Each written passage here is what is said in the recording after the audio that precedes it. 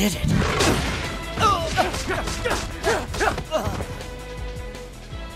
Don't ever lose again. Not ever.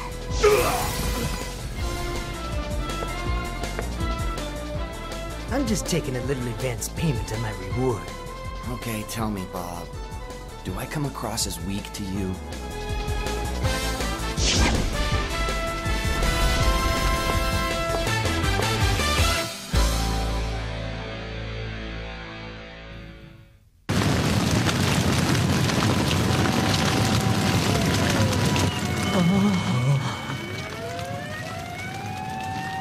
Ang bike ko, nasusunog nga talaga.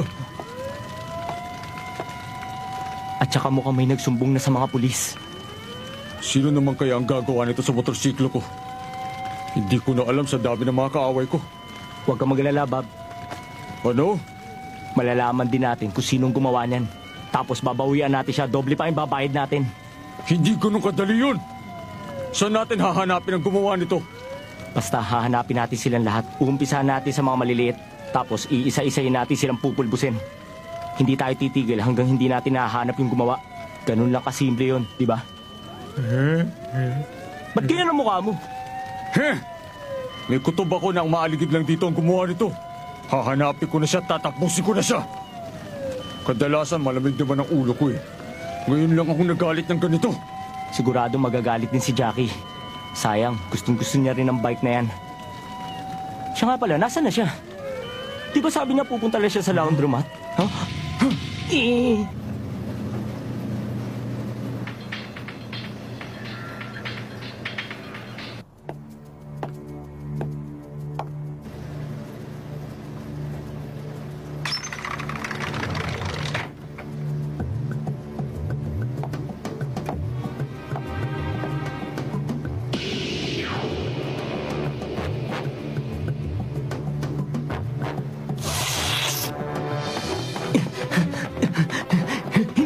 Alam ko nasa yung laundromat?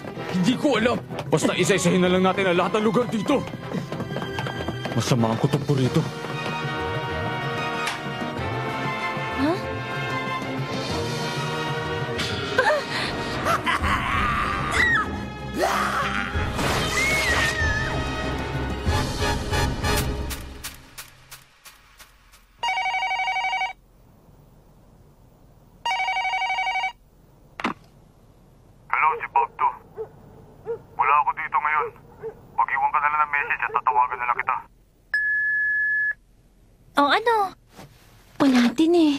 Wala din si Makihara doon. Akala ko pa naman nandun si Soichiro sa bahay ni Bob. Sinabi ko na kasi sa'yo na huwag ka mag-alala doon eh. Gumagamit lang naman ng berdugo ang mga team para disiplinahin ang mga nanggugulo, hindi sila mapapano. Saka ginagawa lang ang pagdisiplina sa loob ng campus. Saka kung hindi sila lalaban, hindi sila mapapano. Saka tanggapin na lang nila yung parusa.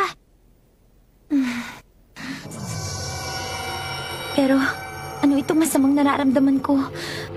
Parang may masamang mangyayari. Sumasakit ang ulo ko. Sumasakit ang tiyan ko. Nasusuka ako.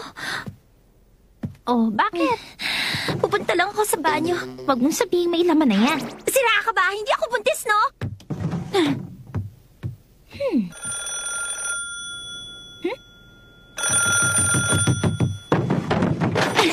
Hello? Hello? Hello? Si Aya to! Akala ko pa naman si Soichiro na, hindi pala. Ate, si Ryuzaki daw. Ano ka mo? Hello, sana? Bakit bigla kang napatawag? Marami akong ginagawa. Kung hindi importante, ibababa ko na to. Come on now, don't be so cold to me. The main event is just about to begin. I'm afraid the opening act was a little lacking in one-on-one interplay. This is my first job in a while. I intend to have a whole lot of fun. What are you talking about? Di ba may dalawang bata ang pinagtitripan nito nakaraan? Interesado kasi yung presidente namin sa kanila eh. Nagbabala siya ng utos para dun sa dalawa. Madami na mga bertugo naghahanap sa kanila.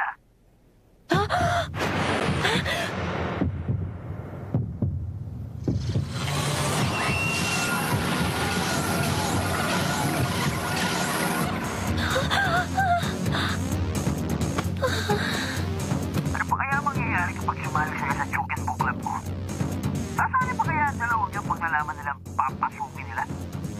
Ryusaki, hindi mo naiintindihan. Wala pang koneksyon ang dalawang batang yun sa amin. May gusto lang ang kapatid ko dun sa isa. Ryusaki! Ryusaki!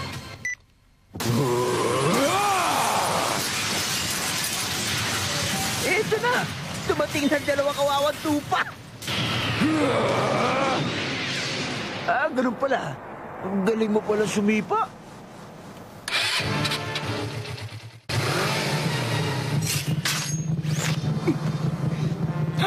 Teka, Aya! Huwag mo kong pipigilan, Ate Maya. Pero hindi mo alam kung nasa si Ryusaki ngayon. Saka bakit naisip kong gumamit ng motorsiklo? Okay lang, no? Marunong naman akong gumamit ng motorsiklo. At saka, nakikita ko sila. Ang linaw nga eh. Malakas ang pangamoy ko kay Soichiro. Siguro, ganito nga talaga kapag umiibig ka.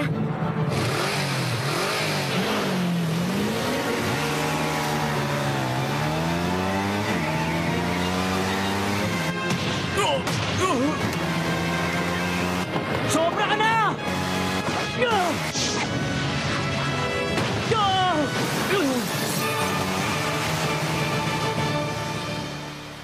Ang angka ng Natsume ay may kakaibang miyembro sa bawat henerasyon na dumadaan. At ang kakaibang kapangyarihan ni Aya ay malapit nang mapakita. Mga mata ng dragon. Sa sigulong China, ang tawag doon ay matang kristal. Ang mga matang yun ay nakakakita ng lahat. Minsan nakikita nun ang mga nangyayari sa nakaraan at sa hinaharap. At hindi lang sa mga nilalang, nagagamit niya rin yun para kausapin ng mga bagay na wala namang buhay. Unti-unti lang nalalaman ni Aya ang kanyang kapangyarihan. Baka hindi talaga nagkataon lang na nagkagusto siya sa batang yun. Para sa akin, ang batang yun ay isang walang utak na mahilig makipag-away. Pero hindi ko masasabi. Baka may pag-asa pa siyang magbago.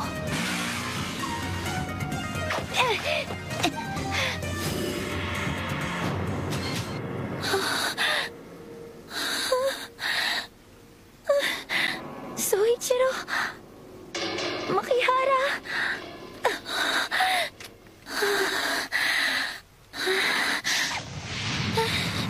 Hello?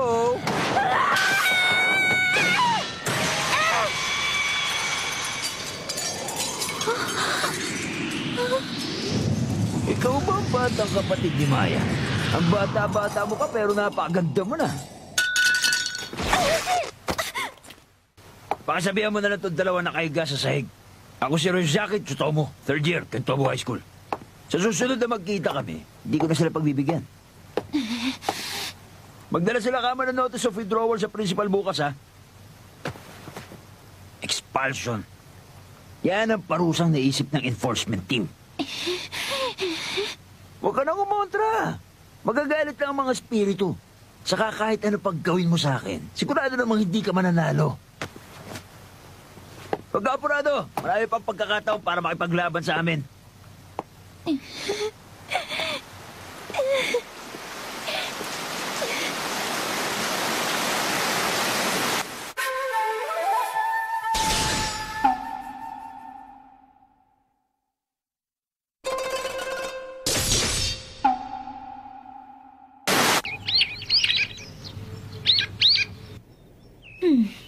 May pag-asa pa kayang maayos to? Baka pwede pa. Ipapanday na lang natin. Si Satsuma pa man din ang mismong pumanday ng katana sword na to. Sa panahong ito, wala nang panday na makakagawa ng espadang ganito. Kung sa bagay, wala na ring espiritu sa loob ng espadang ito. Ang katana ay parang lalaki. Pag wala ng espiritu, patay na. Mabuti pa itabi mo na lang yan. Sayang lang kung ipapaayos mo pa yan. Nung nabalik ko kasi ito, nangingibabaw ang galit sa puso ko. Bara-bara akong umatake sa kalaban. Para tuloy sinadya akong mabali ito.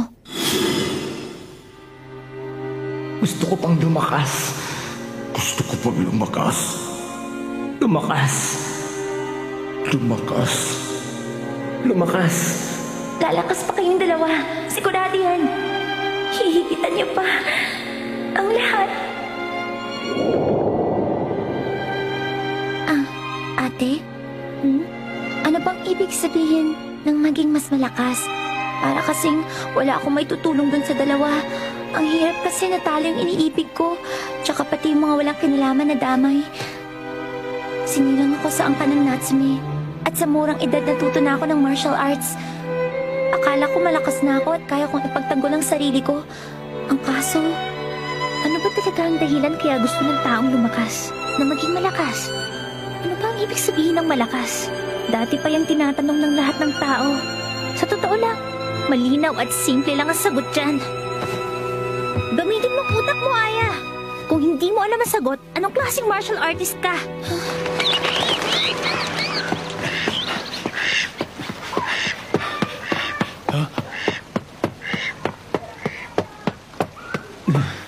Para namang hindi grabe yung natamo mo nung isang gabi, ah. Ikaw nga, para hindi ka sinikmura ni Soichiro nung isang araw eh. Nakakasagot ka pa pala na parang pilosopo. Okay ka pa pala. Teka, yung Ryuzaki at enforcement team, sabihin mo sa akin, sino ba sila talaga, ha? Sabihin mo! Ang alam ko, nung panahon pa ng eskwelahan ng Tobojuko, meron ng enforcement team. Nung panahon na yun, tinaguyod ang grupong yun. Para manumbalik ang martial arts ng eskwelahan ng Tobojuko, napilitan ng martial artist at gumagamit ng espada na sumali sa samahang yun. Kumbaga, naobliga sila. Pinaglalaban ng grupong yun ang magandang pangalan ng eskwelahan. Puro malalakas at disiplinado ang mga miyembro ng samahang yun. Puro malalakas at disiplinado ang mga miyembro nila? Huwag mo silang labanan. Kahit gaano ka pa kagaling, di mo matatalo ang mga taong yun.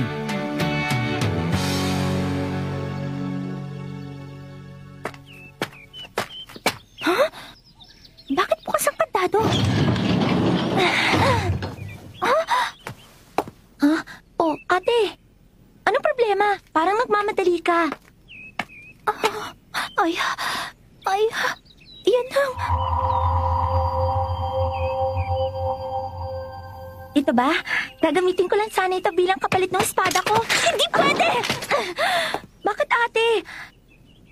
Dahil ba, espada yan ang kapatid natin?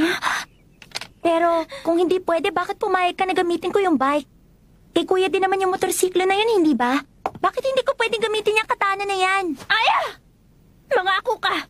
Kahit kailan hindi mo nahahawakan ng espadang ito! Maliwanag! Bakit, ate? Hindi ito isang ordinaryong katana, Aya. Isa tong Chocto Reiji.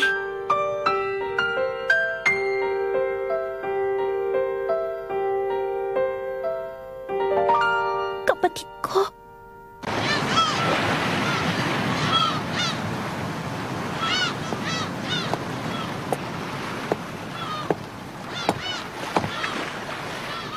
Pare, may nahuli ka na ba? Oo, marami na ano.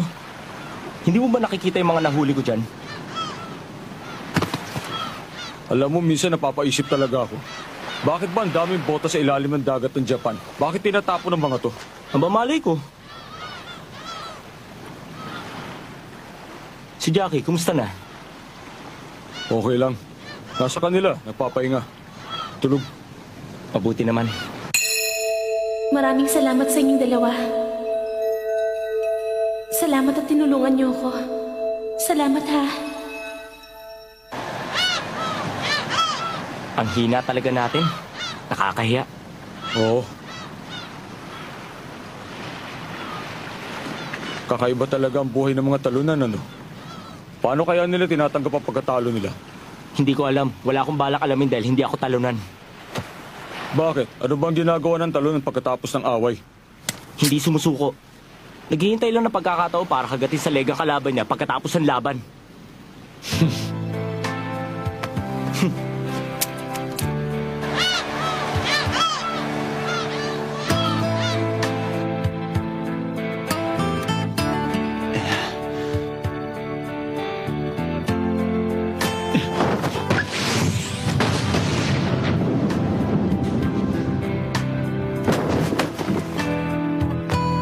Malas. 70% lang. Hindi ka pa yata nakaka-recover simula nung nasikmuraan ka nung bata. Baka mabinat ka sa ginagawa mo, Takayanagi. Ano ba yung sinasabi mo? Wala yun. Tingnan mo to. Teka, Takayanagi.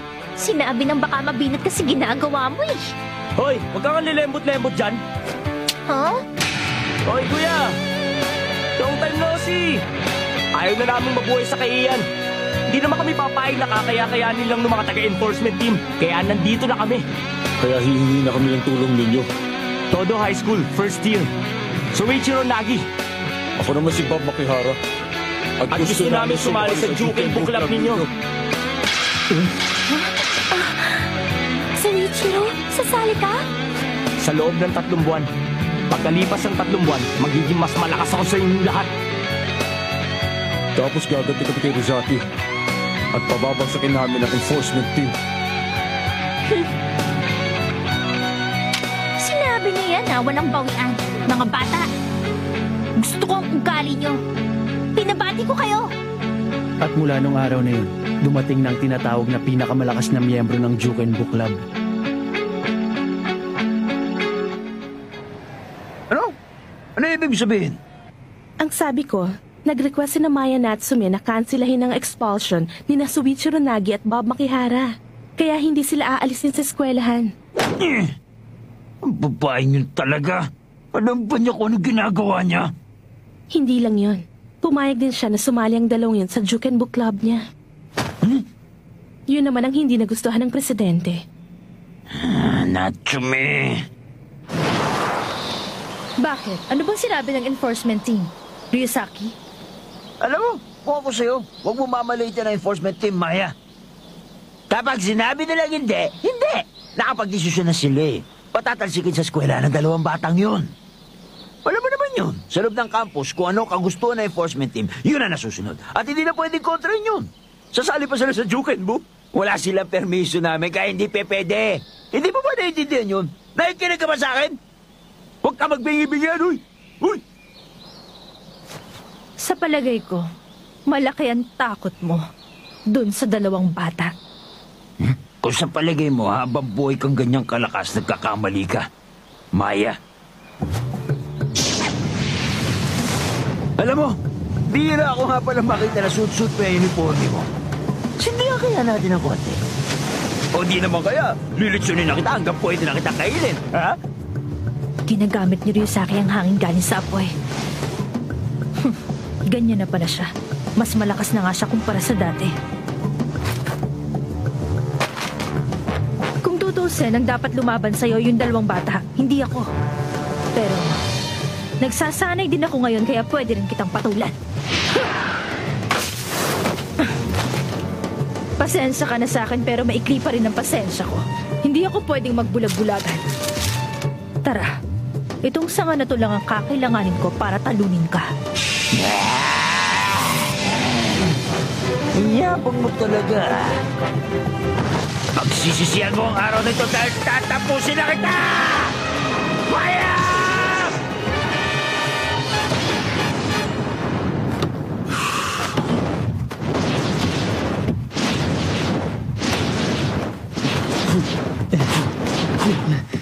Gumagamit siya ng capoeira.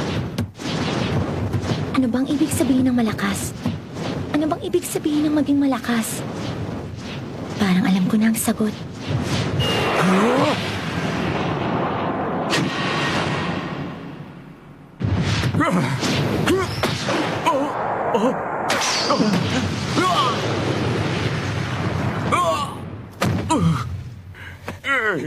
Nakakahiya ka, Tol! Natamaan ka sa likod!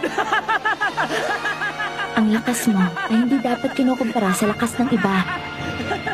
Iba ang kagustuhan na lumakas sa kagustuhan na maging malakas.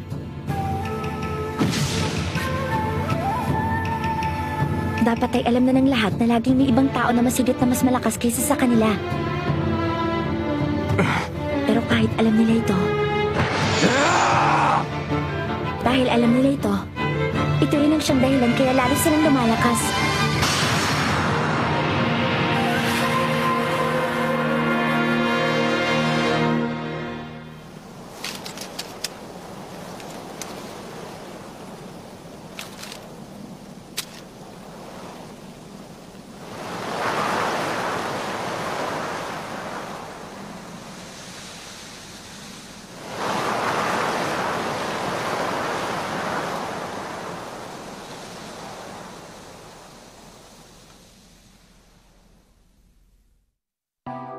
してねもっと愛してねもっと愛してよね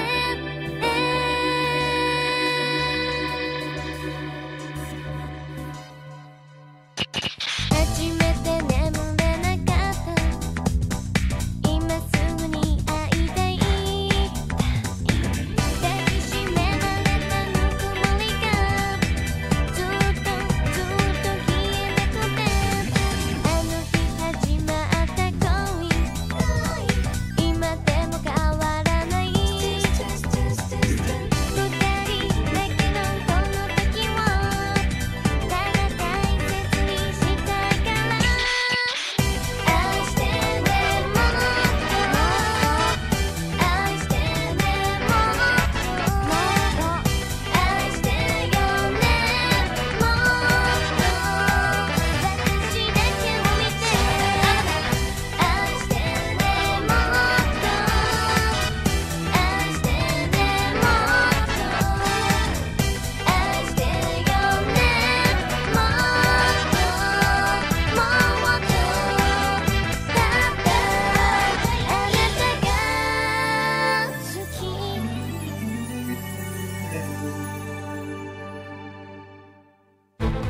The word impossible is not in my dictionary. So let's create a camp that challenges you to become the strongest guy ever. Next episode of Tenjo Tenge, Suspicion. I gotta admit, those sisters are damn hot.